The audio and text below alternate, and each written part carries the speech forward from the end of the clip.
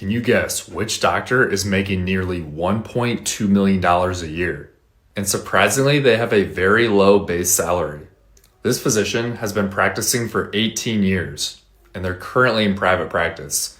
Now, this type of compensation isn't something you expect just 1 year out of training. For a doctor earning more than $1 million per year, their work schedule really isn't that bad.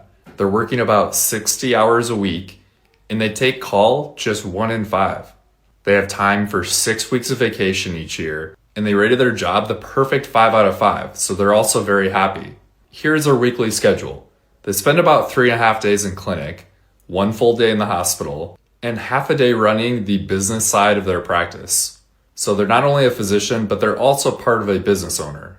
Now here's where it gets interesting. As I said, they have a very low base salary, just $180,000. That is far lower than most new attending offers, but it can be very common in private practice depending on the setup. So, where does the rest of their compensation come from?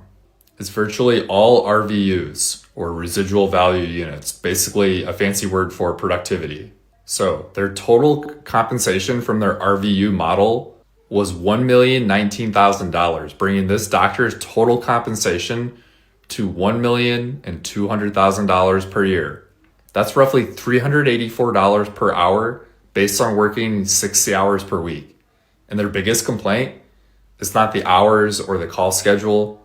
They said they want less charting and admin burden, which I think a lot of doctors could agree with.